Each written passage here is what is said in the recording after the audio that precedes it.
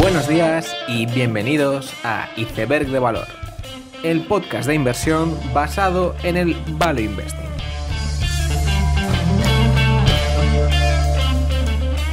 Bienvenidos a los aficionados a los mercados fragmentados, bienvenidos a Iceberg de Valor. Esta semana sí que ha ocurrido la gran corrección, ya después de 2-3 años que desde el 2015 básicamente que no había una gran corrección. Y las bolsas ya han bajado más de un 10% desde máximos. Pero bueno, ante todo lo que, si algo puedo transmitir es mantener la calma. Y respecto a este tema, lo que sí que me gustaría hacer en el futuro es un episodio de empresas que son de alguna forma contracíclicas o defensivas, o al menos la correlación es opuesta al mercado. Estas pueden ser empresas de trading de alta frecuencia o brokers como Interactive Brokers.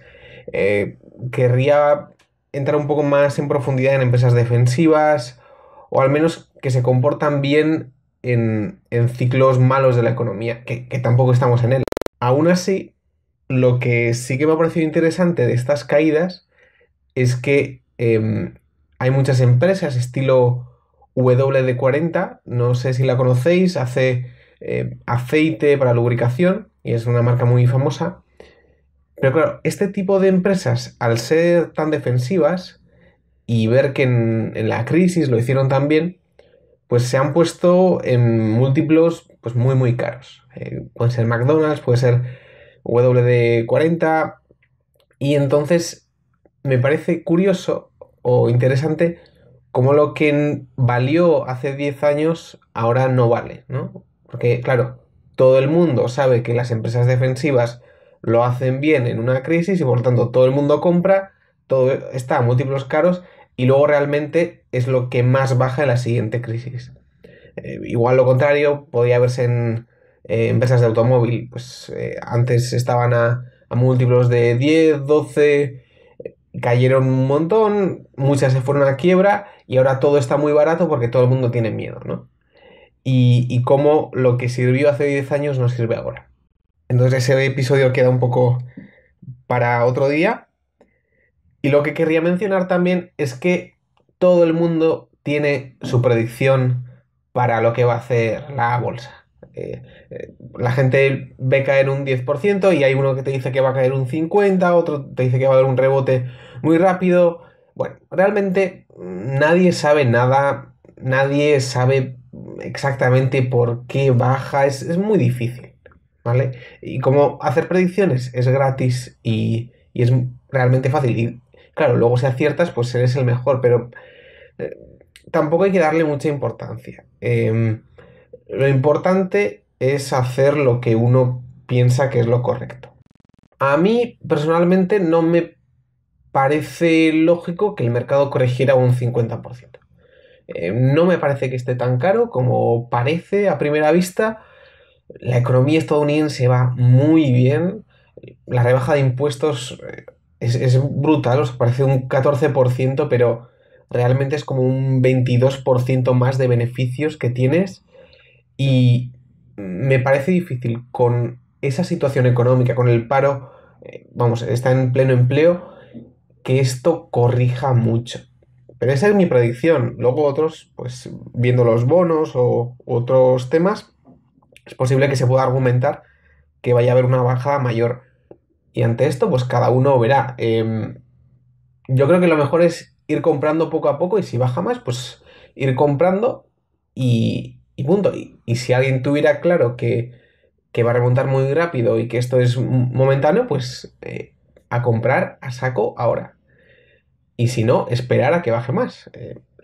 Y bueno, en general, lo importante creo que es mantener la calma y no concentrarse mucho en los precios, lo que hacen ahora, hoy, mañana. Yo el lunes sí que estuve viendo los precios y es algo que de alguna forma es bastante interesante, divertido, pero no aporta nada. El estar viendo la cotización como si tuvieras palomitas al lado realmente no aporta nada. Aquí hemos venido a ser expertos en valor y no expertos en precio. Y bueno, pues la cotización que haga lo que quiera y lo mejor es dejar las órdenes puestas y olvidarse.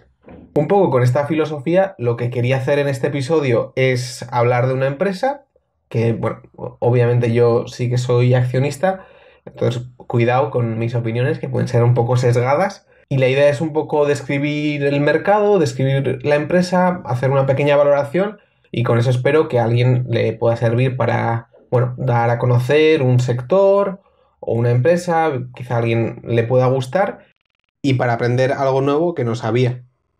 La empresa se llama Limbac, capitaliza en 100 millones, es una microcap estadounidense y el sector es la ingeniería y construcción americana. Este sector es muy heterogéneo y es que hay compañías que pueden hacer puentes o pueden hacer edificios, gestionar vías de tren, pero habrá otras que se dediquen a energías renovables o incluso compañías que no hacen cosas, sino que dan un servicio de consultoría o diseño o de eficiencia energética, ¿no? Como puede ser Willdan. Entonces, es un sector donde no es fácil comparar porque cada compañía hace una cosa diferente. Aún así, en cuanto a métricas y dinámicas de mercado, sí que se pueden sacar conclusiones. Además, es un mercado que es heterogéneo en tamaño. O sea, hay empresas muy grandes, como pueden ser Emcor, AECOM, Jacobs, pero también hay otras más pequeñas, como son NV5, Limbac y otras, donde cada uno compite en los proyectos que le encajen por tamaño y por conocimiento técnico, digamos. Además, si nos vamos a informes de Emcor y básicamente todos los annual reports de todos, veremos cómo se describe un ecosistema de pequeñas empresas estadounidenses, que pueden ser unas 144.000 según NV5, que son empresas tradicionales, que llevan asentadas en un entorno geográfico durante mucho tiempo, con relaciones ya con empresas e instituciones locales y eso sigue ahí, y es un mercado muy fragmentado. Eso lo que hace es que las grandes compañías hayan crecido por adquisiciones. Puede ser el caso de Jacobs o NV5, y, y eso sí que presenta un gran atractivo del sector, porque si realmente no hay esas ventajas de escala o no son tan claras, porque como hemos dicho, es importante estar en un lugar, en una ciudad concreta y tener relaciones, pues por mucho que seas muy grande es muy difícil entrar en estos sitios. Y eso lo hace un mercado apropiado para hacer adquisiciones y siempre que hay adquisiciones y son más o menos de industrias parecidas, pues hay lugar a mejoras de eficiencia, el arbitraje público-privado, es decir, comprar a 4 veces EBITDA en el mercado privado y luego pues tus acciones están a 8 veces, entonces puedes comprar diluyendo o con deuda. Y eso al final sí que es un buen catalizador para generar valor y hay bastantes casos de éxito que luego comentaremos. Por otro lado, siempre hay que preguntarse si hay exposición al ciclo o no. Entonces, lo que hay que tener en mente es, estamos hablando de construcción de casas, de edificios, de puentes. Está claro que cierta ciclicidad va a haber. Eh, si, por ejemplo, si tu cliente es, no sé, Ford y tiene que hacer una fábrica, pues si a Ford no le va bien, no la va a hacer, ¿vale? Y aún así, lo que sí que te dicen los informes de, por ejemplo, MV5, es que los clientes públicos son menos cíclicos que los privados.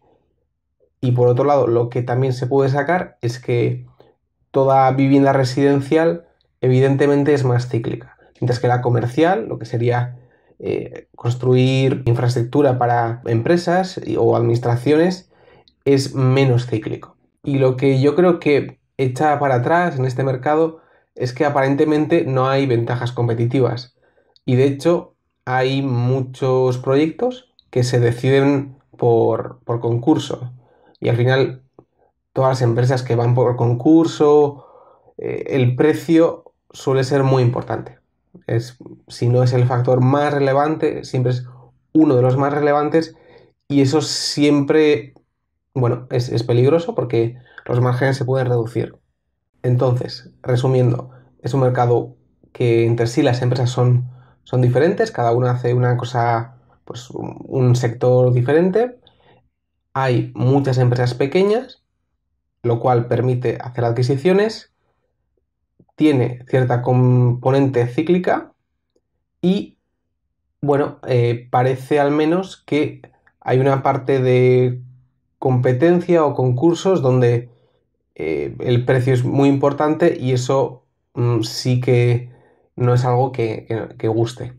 Aunque hay inconvenientes, también hay puntos a favor. Y uno de ellos son los vientos de cola políticos. Siempre se ha hablado con la administración Trump que va a haber un impulso de todo lo que es infraestructura.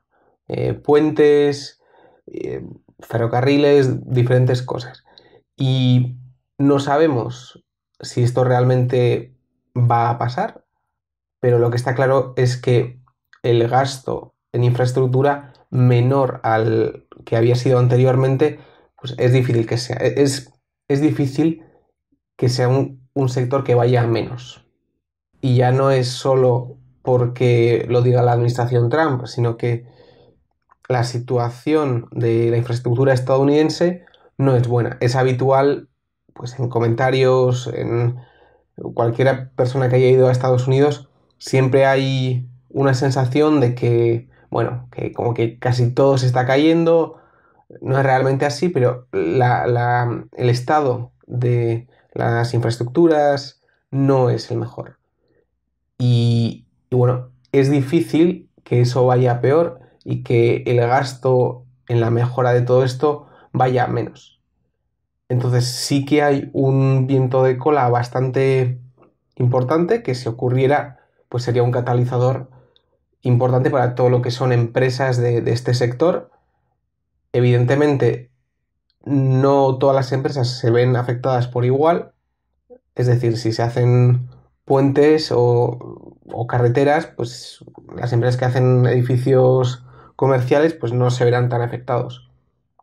Aún así, eh, podemos ver que sí, vale, AECOM, por ejemplo, que hace proyectos muy grandes, sí que se vería muy beneficiado, pero al final, si estás más o menos en este mundillo, es probable que algo de esa reforma de infraestructuras te vaya cayendo y las ventas puedan aumentar. Y la empresa de este sector de la que quería hablar es Limback.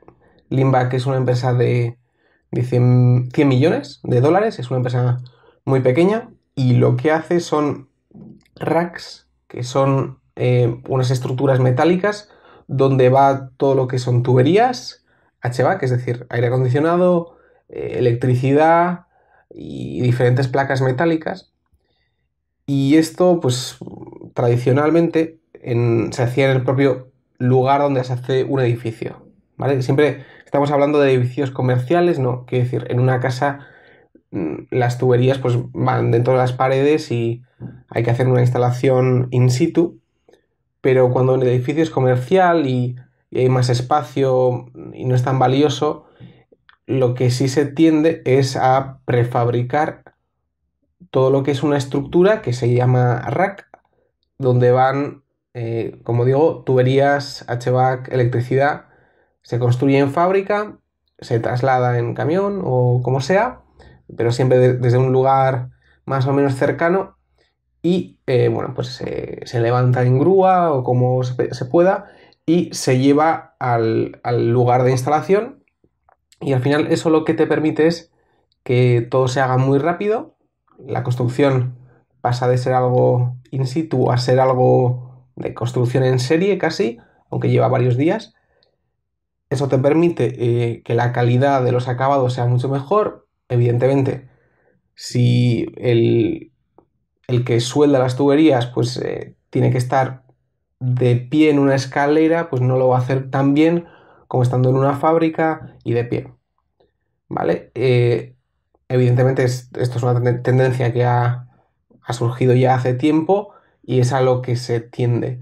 Evidentemente Limbac no es la única empresa que hace esto, sí es una de las más importantes, pero es algo que en principio a menos no va a ir, típico y que se utiliza en edificios comerciales, como pueden ser oficinas, aeropuertos, centros comerciales, estadios, etcétera.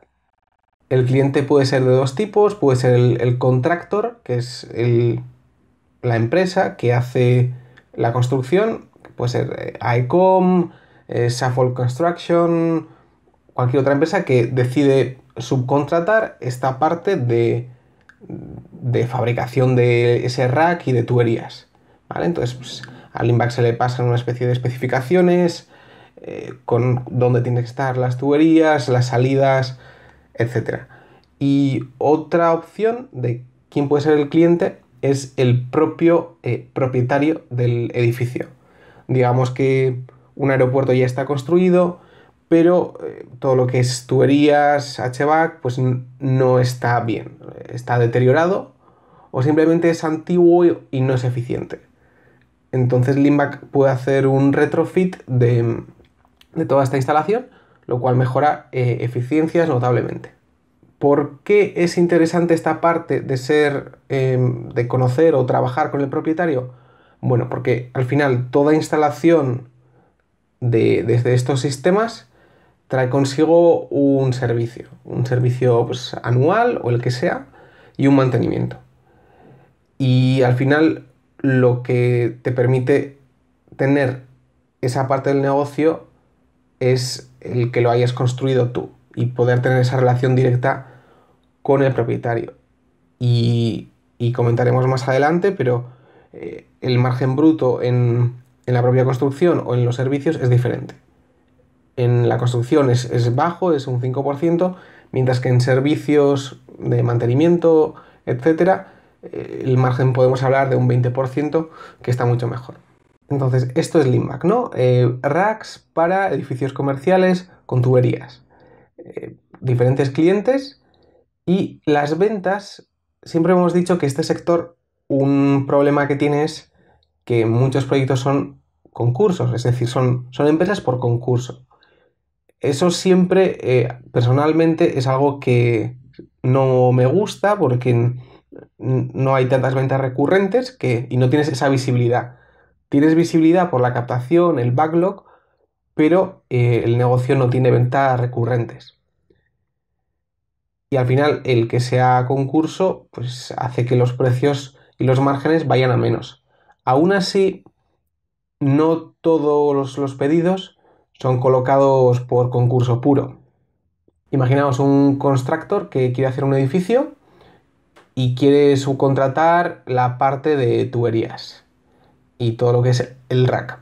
Bueno, pues podría poner una serie de especificaciones y la empresa que pueda ofrecer esas especificaciones con menor precio se lo lleva. Eso es una opción, pero también hay otros proyectos donde se invita a una serie de empresas que ya se tiene una relación previa y son ellas las que compiten en precio y ya no solo en precio, sino en calidad y precio, ¿no?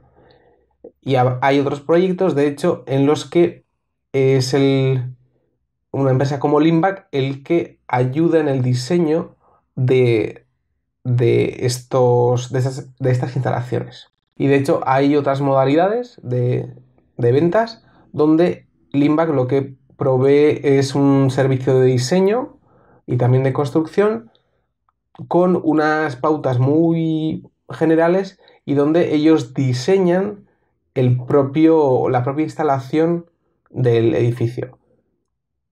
Es decir, como se puede ver, sí que hay partes de las ventas que son pues a cuchillo, o sea, donde el precio es muy importante, pero hay otras partes de estas ventas donde las relaciones con los promotores o las empresas son importantes. Y estas relaciones no salen de un día para otro y eso hace que sea una pequeña barrera de entrada. Limback además lo que ha promovido en los últimos años es fomentar todo lo que es la parte de servicios, quieren llegar a un 25% de ventas en servicios y eso además, teniendo en cuenta que tiene mucho más margen, la parte de servicios hace que sea una parte mucho más importante del beneficio. Entonces, recapitulando un poco, vemos como Limback consigue pedidos de diferentes formas, pues con concursos o con relaciones con promotores. Se consigue un determinado pedido, se diseña, se manda a fabricar, se transporta, se monta in situ en el edificio y después de eso, pues hay una fase de mantenimiento y de servicio. Al final, en todas las empresas de proyectos, lo que hay que mirar muy bien es el backlog, ¿vale? Es la captación de proyectos futuros, que es lo que te va a dar visibilidad a cuántas ventas puede ser el siguiente año, por ejemplo. Eh, por ejemplo, como cifra significativa, el 65% del backlog de construcción se traduce en venta en el siguiente año. Y en servicios, pues es más todavía, ¿no? El 95% de la captación de servicios, pues se traduce en ventas. Entonces, eso lo que te da es una visibilidad bastante buena de cómo de buenas o malas van a ser las ventas pues, el año que viene. Vale, entonces, por ahora parece una empresa bastante normal, que hace racks, que es una empresa por proyectos. Vale, cotiza en Estados Unidos y se creó de una forma un poco especial, que es una SPAC, ¿vale? Una SPAC es una empresa fantasma de alguna forma que se crea con la intención de adquirir otra. Entonces, aquí lo que pasó es un 347 Capital forma un equipo de personas con la intención de adquirir una empresa, que no se sabe cuál va a ser. Entonces pasa un tiempo, encuentran a Limback, una empresa de 115 años, que lleva en esto mucho tiempo, y, y deciden que se van a fusionar, ¿vale? O sea, la empresa fantasma ve a una empresa que puede adquirir de alguna forma y se produce la fusión. Al final, esa empresa fantasma, ese SPAC, siempre pues tiene una especie de know-how en algún sector concreto, en este caso en el sector de construcción, y ve una empresa donde puede aportar algo o conseguir una rentabilidad. Entonces, lo primero que hay que preguntarse es por qué sale a bolsa, ¿no? Una empresa de 115 años, ¿qué hace ahora saliendo a bolsa? Pues bueno, Charlie Bacon, que es el CEO, ve el caso de Primoris y otros casos donde salen como SPACs a bolsa y eso lo que permite es que la IPO, la oferta pública de venta, sea más barata, con mucho menos lío. Y tanto el caso de Primoris Corp como Hill International, que salieron como SPACs, despegan en bolsa, ¿vale? Lo hacen muy bien, con retornos de 30% anual, eso en Primoris, 11,6 en Hill International. Entonces lo que Charlie Bacon ve es que se podría hacer lo mismo con Limback. Y es por ello que accede a ser fusionada con esa SPAC. Hasta aquí todo suena bastante bien, pero la verdad es que los SPACs han sido horribles, ¿vale? Históricamente las rentabilidades son horrorosas y todo inversor normal intenta evitar SPACs.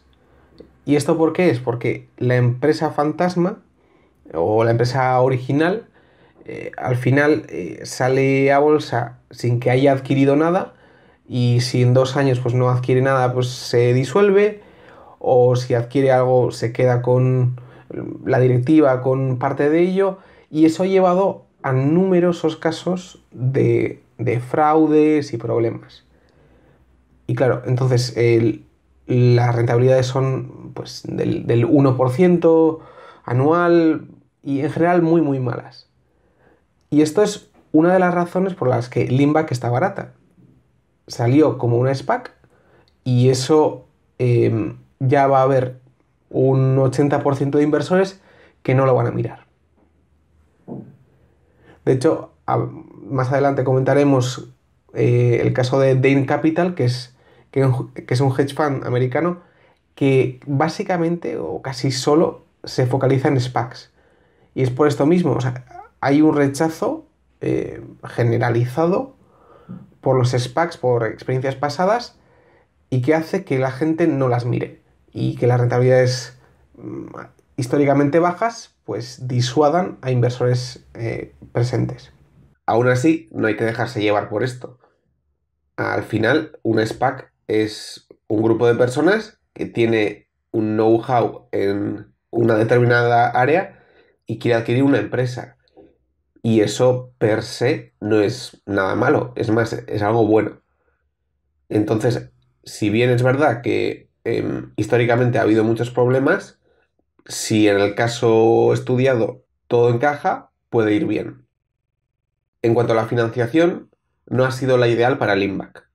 De hecho, hasta hace un mes tenía acciones preferentes donde pagaba, bueno, al final las acciones preferentes son una especie de bono donde pagaban un interés, digamos, desde un 8% hasta un 12%, que es bastante.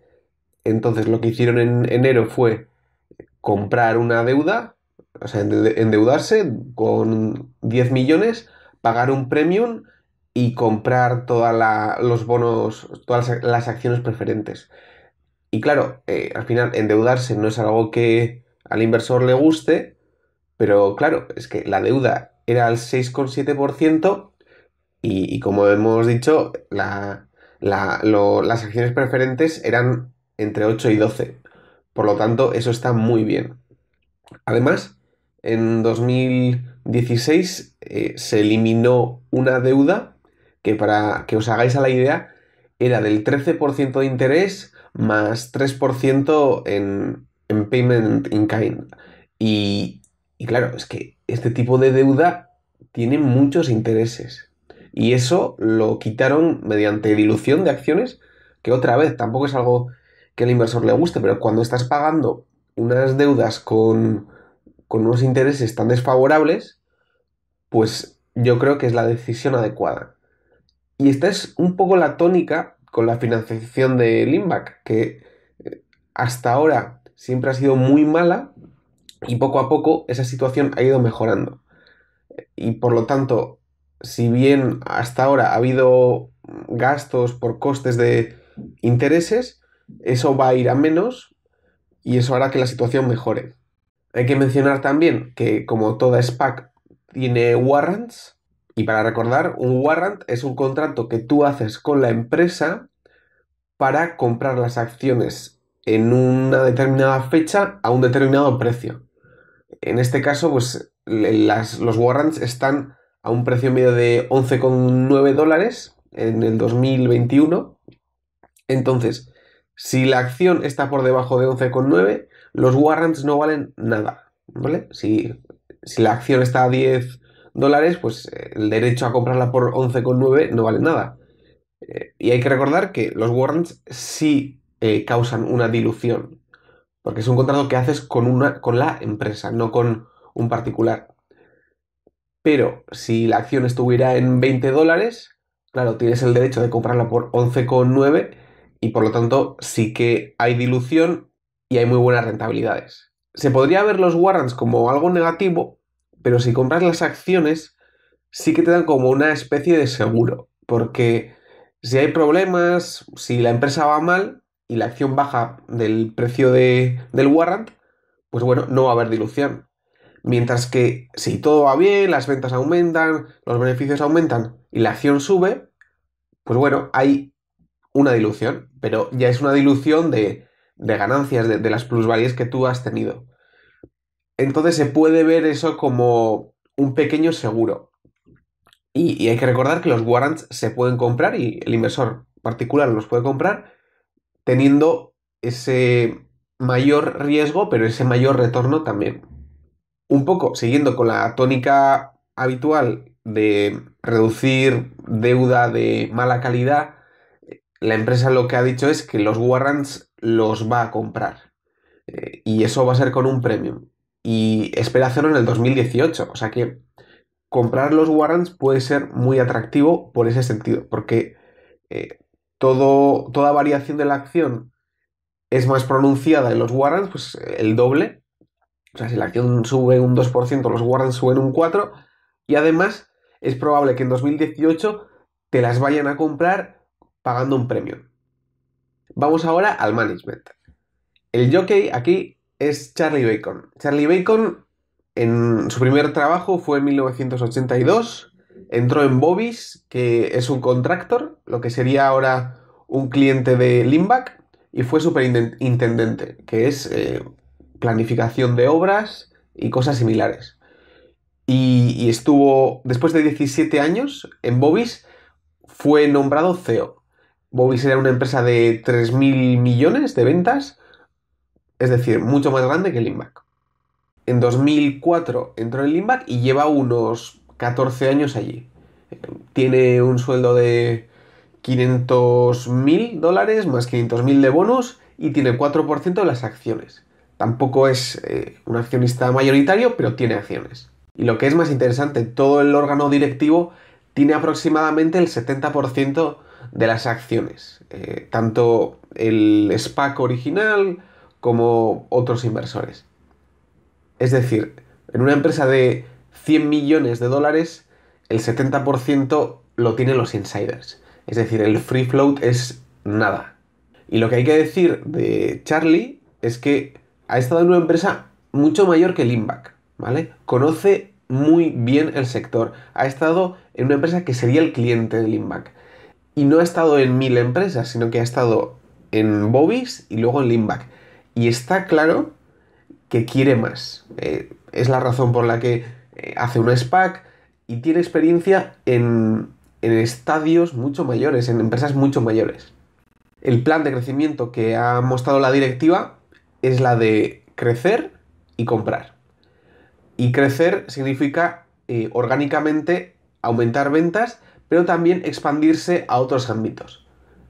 Si tenemos en mente que hacen racks, claro, en ese rack se pueden meter muchas más cosas, como pueden ser equipos de emergencia de incendios, instalaciones eléctricas, etcétera. Es decir, hay muchos negocios adyacentes y si vemos la gente que está siendo contratada por la empresa, vemos como gente del área eléctrica que no está para nada reforzada en Limback está entrando y se le va a intentar dar un impulso orgánicamente.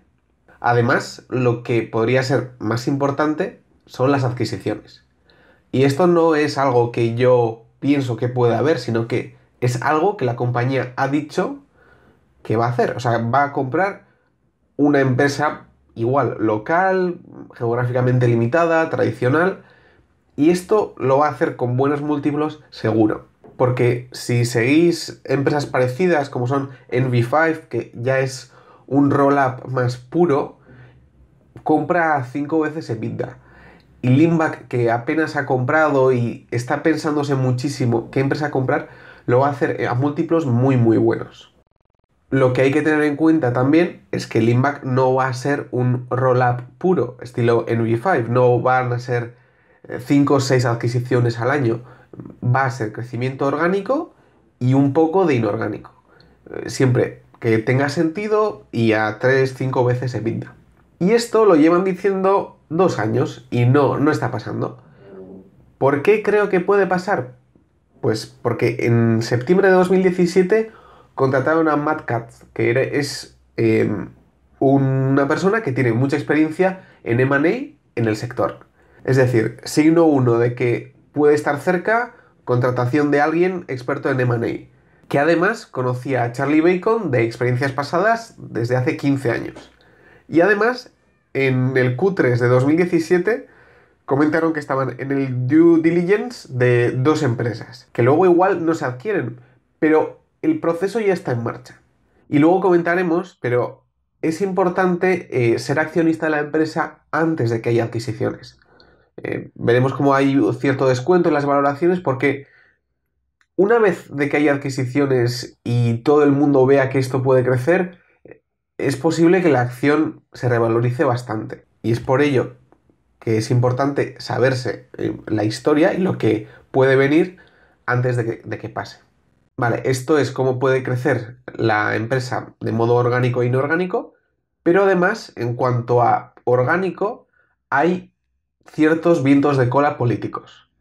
Para empezar, la reforma de impuestos, que pasó del 35 al 21%, y claro, esto parece un 14%, que no es nada, bueno, o que no es exagerado, pero si lo miras desde la perspectiva de empresario, pasas de quedarte del 65% al 79%, que es como un 22% más. Es mucho.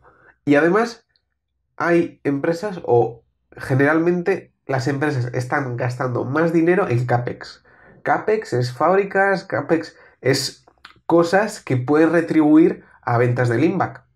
Por otro lado, hemos comentado el plan de infraestructuras de Donald Trump, puede que se haga. Y es evidente que serán carreteras, serán puentes, y eso no afecta directamente al INVAC. Pero también van a ser aeropuertos, que sí que afecta al INVAC, estaciones de tren, etcétera. Es decir, hay una exposición parcial a ese plan. Y por otro lado, sí que hay un tercer viento de cola, que es que muchas empresas americanas que antes tenían pues, sus fábricas fuera, en México, en Asia, están volviendo a Estados Unidos, como puede ser Foxconn. Y entonces, esas fábricas también, si hay que construirlas, Limbach es cliente. Por lo tanto, hay vientos de cola claros que pueden beneficiar a Limbach. En cuanto a los datos financieros, si hacéis todos los cálculos, se ve que hay bastante descuento. A mí me salía de un 62% por ahí, con 15 veces Free Cash Flow EV. Pero hay que tener en cuenta que hay que hacer bastantes correcciones. Por ejemplo, en 2017 el gasto de ser una empresa cotizada fue de 2 millones, lo cual no se va a repetir de aquí en adelante. Y por otro lado también han perdido dos proyectos, es decir, han hecho proyectos que dan por perdido o ha habido sobrecostes de 2 millones, de los cuales parte se va a poder, bueno, pues reclamar. Y al final son como 2,5 3 millones de EBITDA que no se ven. Entonces, esto sí que es algo que lo hace muy interesante, es que el descuento no es muy evidente porque también tiene pérdidas, porque hay muchas amortizaciones, entonces hay que calcularlo por free cash flow y además ese free cash flow tiene ajustes que no son evidentes. Como primer punto, está bien, hay un descuento de un 60% a 15 veces. Y teniendo en cuenta los crecimientos que tiene y los vientos de cola que pueda haber en el sector, yo creo que es un múltiplo razonable. ¿Esa es la razón por la que yo invierto en Limbach? Sí, pero no del todo. Al final, la clave aquí son las adquisiciones. Porque el sector o Limbach puede crecer al 4 o 5% orgánico, en principio, sin problemas.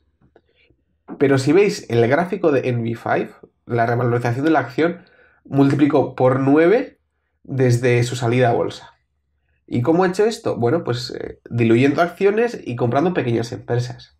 Entonces, el catalizador real van a ser las primeras adquisiciones. Y puestos a hacer escenarios, digamos, si Limba creciera orgánicamente, podría hacerlo al 5%. Además, tendría toda esa mejora de la parte financiera que se endeuda con deuda de mucha más calidad, con menos intereses y está limpiando las acciones preferentes, los warrants.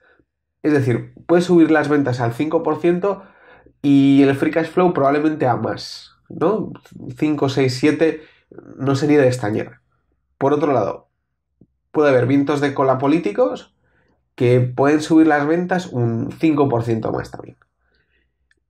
Y además, si empieza a hacer adquisiciones, que parece que sí, y podría ser ya en 2018, imaginaos que son adquisiciones del 10% de las ventas del INVAC, se pagan a 4 veces EBITDA y se pagan con dilución de acciones a 8 veces.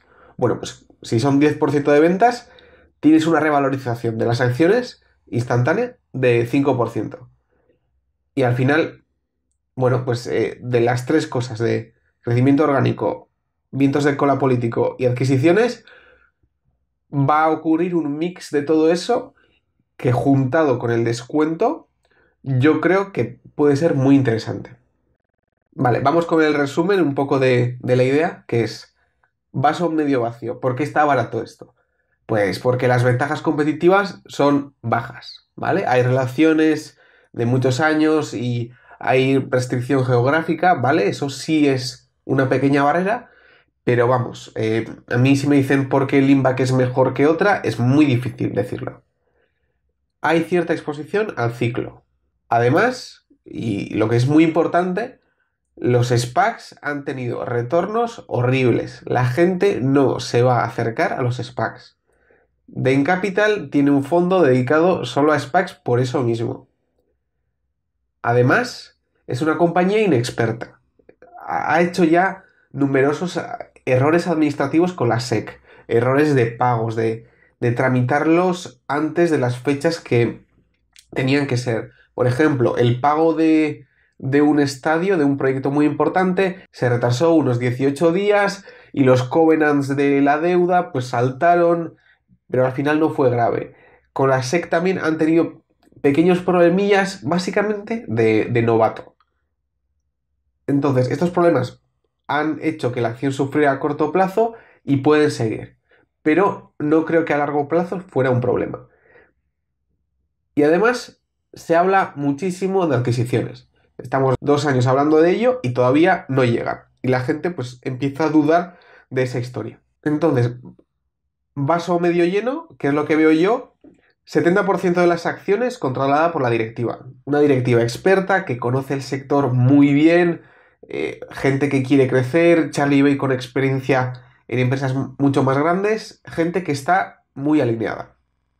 Hay un descuento que es de más de un 50%, creo yo, pero que no es tan fácil de apreciar, porque hay gastos de 2016 y 2017 que no son recurrentes, pero que hay que conocer la compañía, hay que estar en las presentaciones de los informes trimestrales, hay que leer bastante, y entonces eso hace que el descuento no esté apreciado. Además, no hay beneficios apenas porque hay muchas amortizaciones.